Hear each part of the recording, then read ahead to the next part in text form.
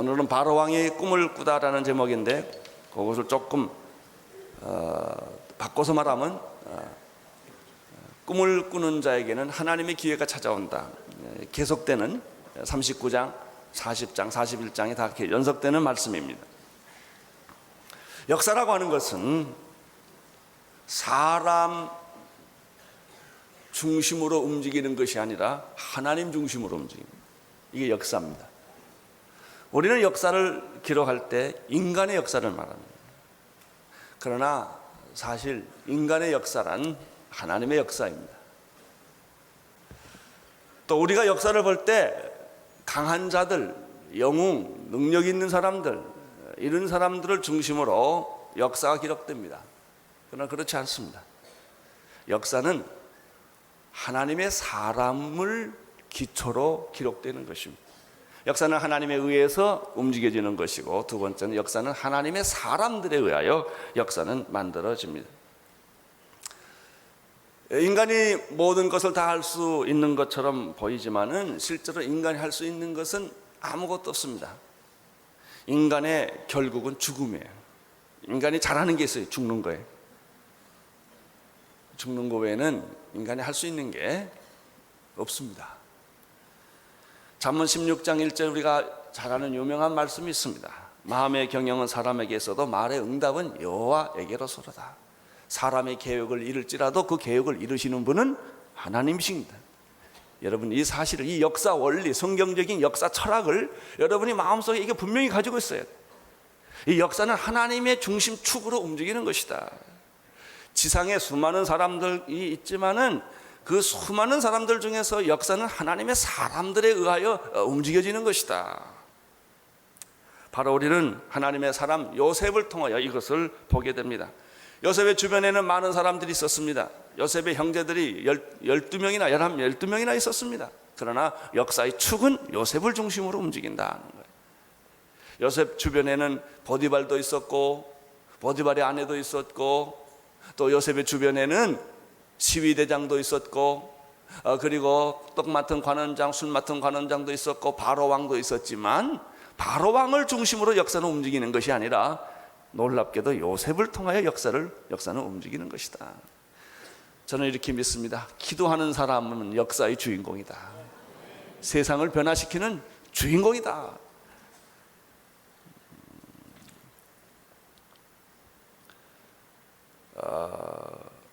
의로움과 진실, 정직은 때로는 고난과 역경을 불러옵니다. 여러분, 의로움이 곧 축복을 불러온 것만은 아닙니다. 그렇게 공식이 안 맞을 때가 있습니다. 진실한 사람이 반드시 성공한다, 이 공식이 안 맞을 때가 많습니다. 그러나 놀라운 사실은 그 고난과 역경은 결국 축복을 몰고 온다는 것입니다. 억울한 누명을 쓰고 감옥에 들어간 요셉, 그러나 하나님은 그와 함께 하심으로 일시적으로는 그 공식이 안 맞은 것 같았지만은 결과적으로는 하나님이 그와 함께 하시고 진짜 축복이 그에게 임하는 것을 보게 됩니다. 감옥에 들어가면서부터 요셉의 축복의 소곡은 열리기 시작합니다. 제일 먼저 전옥이 축복을 받습니다. 그리고 그 감옥에 들어온 모든 사람들이 축복을 받습니다. 나는 감히 이런 말을 합니다. 나 만난 사람은 다 복 받을지어다. 그렇게 생각합니다. 하용주라는 이름을 알기만 해도 복 받는다. 왜? 내 안에는 예수님이 계시니까. 나는 이런 자부심을 가지고 삽니다. 온누리교회는 대한민국에 있는 모든 사람들에게 복을 나눠주는 교회다. 저는 이렇게 하고 목회를 합니다. 우리는 북한을 변화시킬 거예요. 우리는 이 민족을 변화시킬 거예요. 우리는 이 세상을 변화시킬 것이에요. 우리 교회 청소년들이 오면 그들은 변화될 거예요.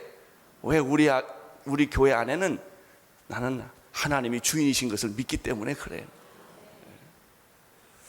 영적인 자부심, 이건 교만이 아니에요. 교만이 아니에요.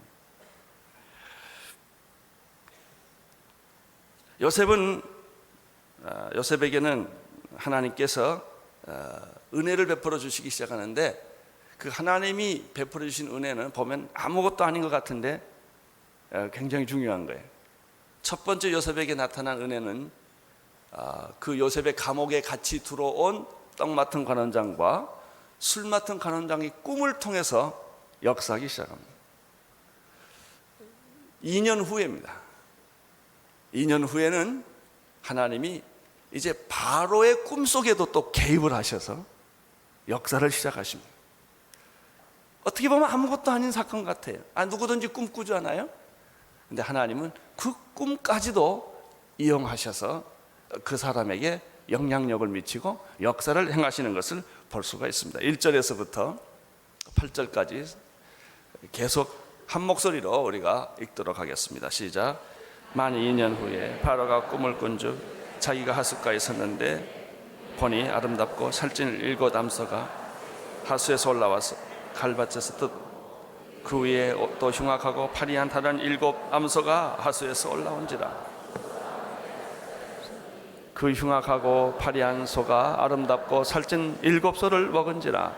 바로가 곧 깨었다가 다시 잠이 들어 꿈을 꾸니 한 줄기에 무성하고 충실한 7 이삭이 나오고 그 후에 또 쇠약하고 통풍이 마른 7 이삭이 나오더니 그 쇠약한 7 이삭이 무성하고 충실한 7 이삭을 삼킨지라.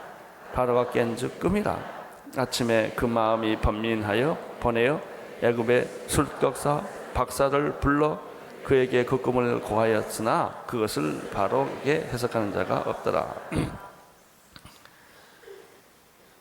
하나님께서는 두 번째 바로에게 바로의 꿈에 나타나서 작업을 합니다. 술 맡은 관원장의 꿈속에 들어간 지 2년 후입니다. 2년 동안 하나님은 침묵하시는 것 같습니다. 그러나 하나님은 시기를 보고 계셨습니다. 여러분, 하나님은 침묵하시는 법이 없습니다. 하나님은 준비하고 계십니다. 내가 하나님은 침묵하고 계신다고 느끼는 그 순간에 하나님은 준비하고 계셨다.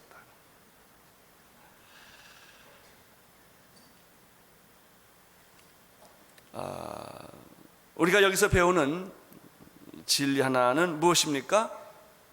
하나님은 바로를 중심으로 역사를 만들어가지 않고 요셉을 중심으로 역사를 만들어가는다는 사실을 여기서 봅니다. 겉으로 보면 누가 주인공 같아요? 바로가 주인공 같아요. 바로가 요셉 보고 오라 가라 너 이거 꿈 해석해라 다 명령 내리는 것 같지만, 그러나 알고 보면 바로는 누구를 위해 존재한다?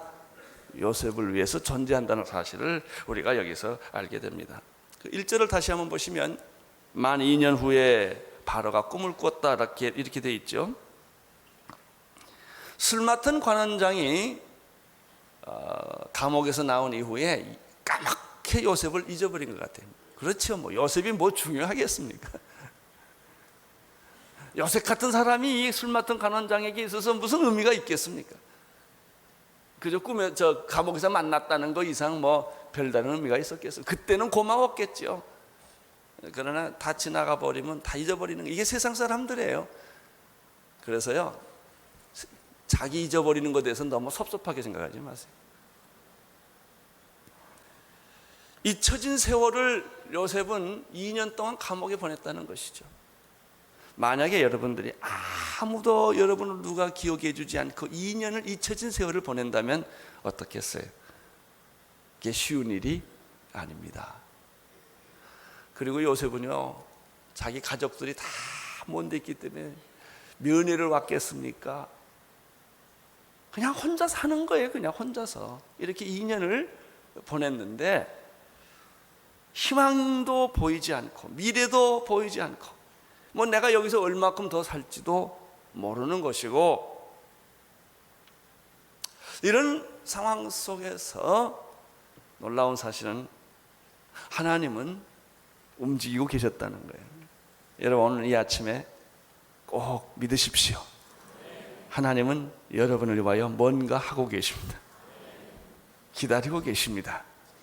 축복의 때는 어느 날 여러분에게 찾아올 줄로 믿습니다. 하나님이 하신 일은 무엇입니까? 바로의 꿈속에 개입하신 것이죠. 그런데 여기 성경에 보면, 오늘 말씀 보면 바로가 이 꿈을 꾸고 굉장히 괴로워했다고 그랬어요. 아니, 우리가 꿈마다 괴로워하면 어떻게 살겠습니까? 꿈꾼 것마다 기억하고 꿈마다 괴로워하면, 이게 왜 그러냐면 하나님이 주신 꿈이기 때문에 그런 거예요. 하나님의 사람 요셉을 돕기 위하여 하나님은 바로를 움직이십니다. 여기서 또 한 가지 배우는 게 있어요. 하나님은 사람의 꿈속에까지도 들어가신다 하는 거예요. 무사 통과에 그런 하나님인 줄로 믿습니다. 하나님이 하시고자 하시면 못하는 것이 없습니다. 그러면 바로가 꾼 꿈은 무엇일까요? 마치 17세 소년 때 요셉이 그 자기 곡식단을 일어나고 형제들의 11곡식단이 자기에게 절했던 것처럼, 요셉에게 하늘 해와 달과 11개의 별들이 자기에게 절했던 것처럼, 그건 아주 특이한, 그런 아주 해석하기 어렵고 특이한 그런 꿈 아니겠습니까? 바로가 꾼 꿈도 똑같고요, 술 맡은 관원장과 떡 맡은 관원장이 꾼 꿈도 다 비슷한 패턴을 가지고 있어요. 그게 뭐냐면 하수에서 말이죠, 아주 살찌고 좋은 아주 건강한 암소 7마리가 올라왔다는 것이죠. 그래서 풀을 뜯어 먹었는데, 잘 자랐는데 그 후에 아주 파리하고 좀 형편없는 아주 흉악한 그 암소가 7마리 또 올라오는데, 그 흉악한 파리한 암소가 살찐 암소를 다 잡아먹었다는 거예요. 그 장면을 상상을 해보세요. 만약 그런 것을 말이죠, 아주 생생하게 꿈을 꿨다면 어찌 잊어버릴 수가 있겠어요. 그 자체가 아주 독특한 것이지 않습니까? 그래서 놀래가지고 깼는데 또 잤다는 거예요. 근데 또 꿈을 또 꿨다는 것이죠. 그것은 그 넓은 들판에 아주 알곡이 잘 있고 풍성한 이삭이 있는데, 또 그 다음에는 아주 세약하고 정말 열매도 없는 아주 흉악한 이삭들이 나와가지고 이 알곡이 풍성한 그 이삭을 다 먹어버렸다는 것이죠. 이런 꿈을 꿨어요. 이게 꿈의 내용이에요. 그런데 이런 것이 있습니다. 하나님이 주신 꿈에는 반드시 미래의 역사의 예언이 있는 거예요.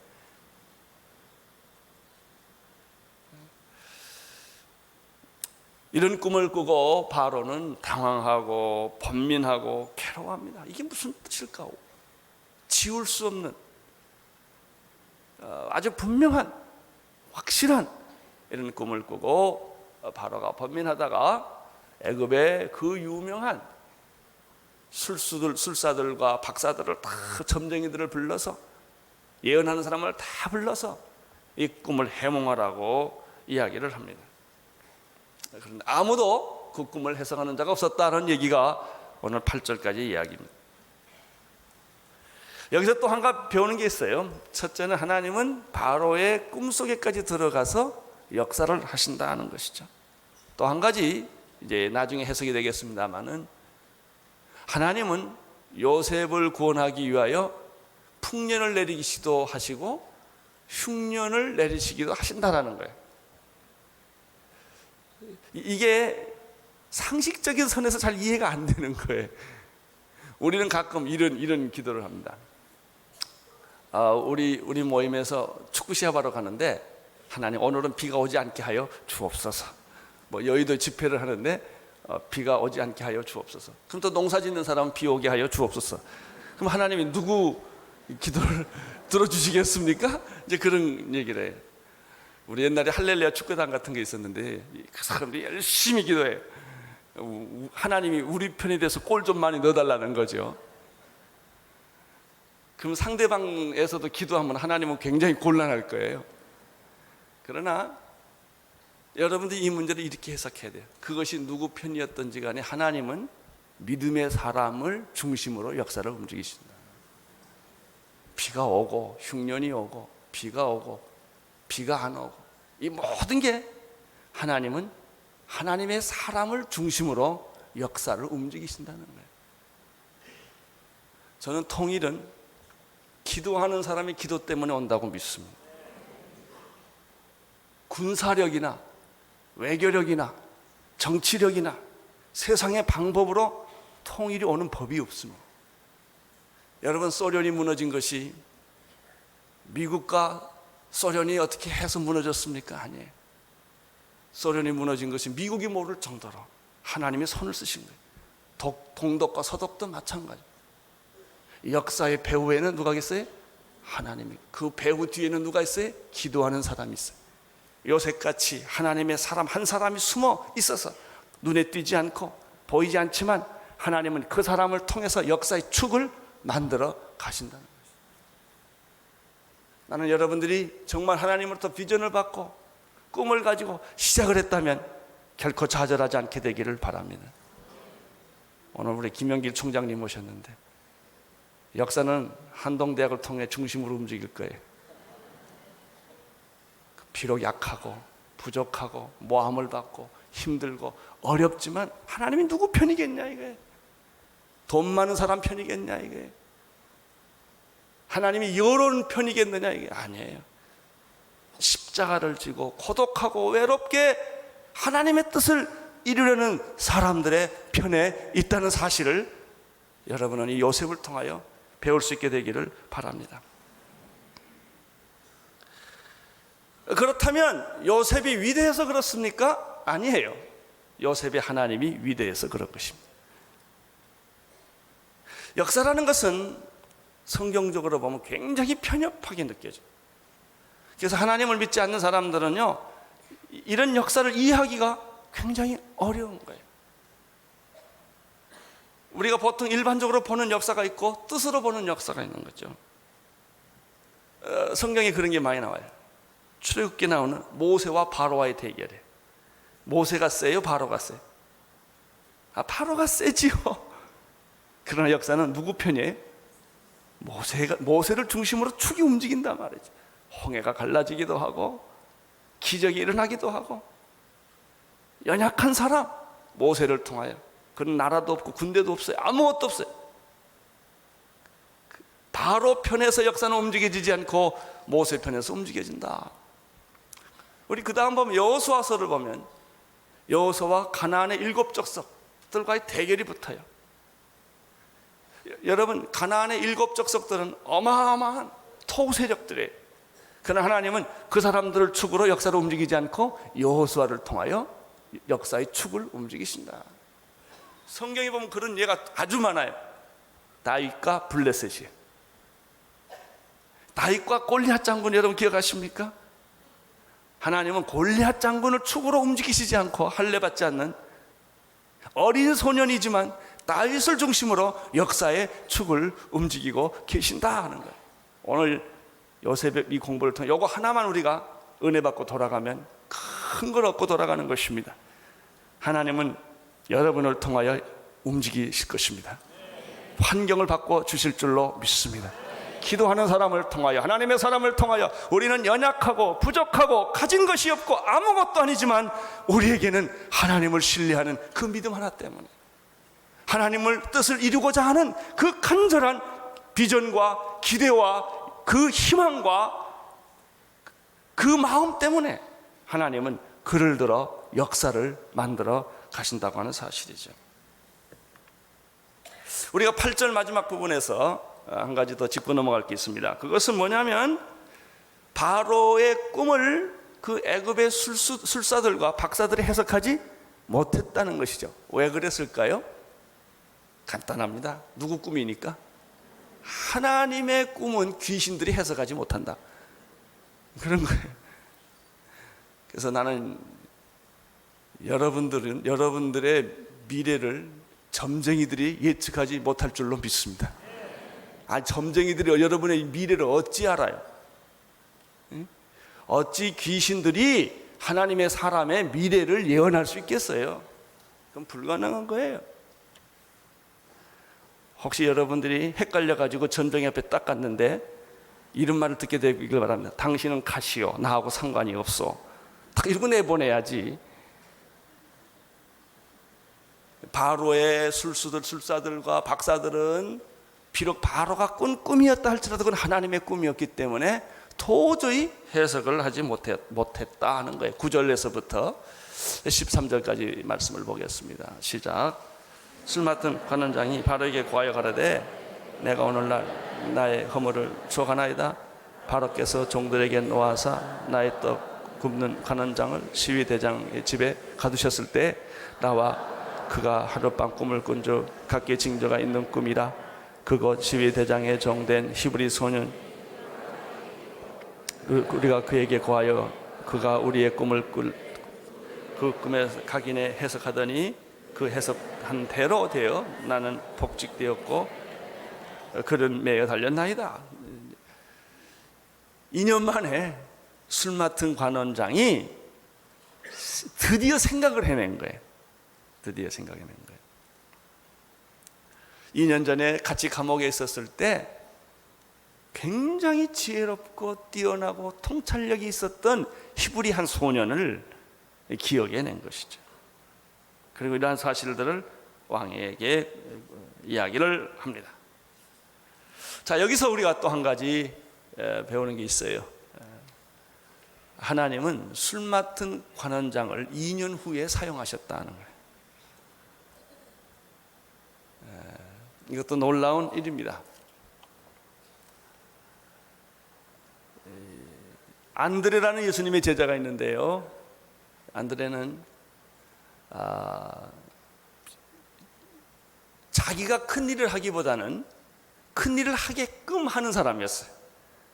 오병이어의 기적을 일으킬 때 물고기 2마리와 보리떡 5개를 예수님께 갖다 드리도록 중간 역할을 한 사람이 누구냐면 안드레예요. 안드레. 베드로를 소개한 사람이 안드레예요. 그래서 우리가 안드레 전도법 그러면 이렇게 잘 소개해주는 그 은사가 있는 사람, 그런 사람들을 우리가 전도할 때 그런 전도를 이야기를 하죠. 술 맡은 관원장은 하나님의 기적을 일으키고 역사를 만드는데 어떤 도구가 된 거예요. 두 번째, 또 여기서 이 말씀에서 발견하는 것이 있습니다. 그것은 세상 사람들이 급하고 어려울 때는 하나님의 사람을 찾는다. 세상 사람들이 갈 길을 잃어버리고 자기 방법대로 살았는데 마지막에 결정적인 어려운 순간에는 언제나 하나님의 사람을 찾는다는 것이죠.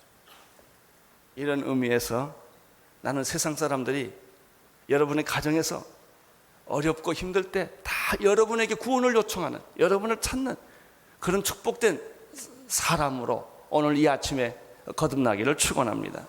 14절에서 16절을 읽어주십시오. 시작. 이에 바로가 보내어 요셉을 부르매 그들이 그 피그를 옥에서 낸 요셉이 곧 수염을 깎고 옷을 갈아입고 내려오니 바로가 요셉에게 이르되 내가 한 꿈을 꾸었으나 그것은 해석하는 자가 없더니 들은즉 너는 꿈을 들으며 능히 푼다더라. 요셉이 바로에게 대답하여 가로되 이는 내게 있는 것이 아니라 하나님 바로에게 평안한 대답을 하시리이다. 드디어 바로 왕이 요셉을 찾습니다. 여러분, 바로 왕이 요셉을 찾을 이유는 하나도 없습니다. 100년이 지나가도 안 찾을 거예요. 그런데 하나님이 찾게 하시면 찾는 거예요. 만나게 하시면 만나는 거예요. 인간적인 생각을 넘어서십시오. 포기하라는 것이 아니라 넘어서요. 사람의 뜻과 사람의 방법으로는 안 되는 것이지만은 하나님이 하시고자 하시면 하나님은 바로의 왕의 꿈속에 들어가서 꿈도 꾸게 하시고 일도 만드시고 기억나지 않는 사람 기억도 나게 하시고 여러 모양으로 어떤 때는 풍년을 내리기도 하시고 흉년을 내리기도 하시고 이렇게 해서 하나님은 자기 역사를 이루신다라고 하는 사실. 여러분이 하나님에 대한 기대감을 갖게 되기를 바랍니다. 하나님에 대한 이 믿음을 여러분이 갖게 되시기를 바랍니다. 드디어 요셉은 바로 왕 앞에 설 수 있었어요. 여기 참 너무 신나요. 수염도 깎고 옷도 갈아입었다고 그랬어요. 우리가 어느 날 그런 날이 있을 거예요. 예? 그 모든 오해와 그 모든 수모와 수치가 다 벗겨지고 하나님이 떳떳하게 때가 되면 우리를 회복시켜 주실 줄로 믿습니다. 그때 바로가 요청을 합니다. 내 꿈을 해석해달라. 아무도 이 해석하는 자가 없다. 근데 너는 꿈을 해석한다 하더라. 그때 요셉의 대답을 여러분 오늘 잘 듣게 되기를 바랍니다. 왕이여, 사람 잘 봤습니다. 내가 꿈을 잘 해석하지요. 이렇게 안 했다는 거예요. 그 꿈은 하나님이 해석합니다. 그 꿈은 하나님이 해석합니다. 결국 요셉은 하나님께 영광을 올리는, 모든 영광을 하나님께로 돌리는, 그래서 바로에게 하나님을 심어주는, 요셉이란 사람을 심어주는 것이 아니라 하나님을 심어주는 그런 일을 합니다. 여러분, 온누리교회가 유명하면 큰일 납니다. 하나님이 위대하셔야 합니다. 하나님의 이름이 소문나야지, 예수님의 이름이 소문나야지 하영조 목사라든지 온누리교회라든지 이런 이름들은 아무 중요하지 않습니다. 여러분과 나의 삶을 통하여 온전히 예수님이 드러나기를 축원합니다. 하나님이 나타나기를 바랍니다. 일은 하나님이 행하시는 것이고 능력도 하나님에게 있는 것이고 역사를 통치하시고 다스리시는 분은 하나님이라는 오늘 이 믿음이 여러분 안에 있게 되기를 축원합니다.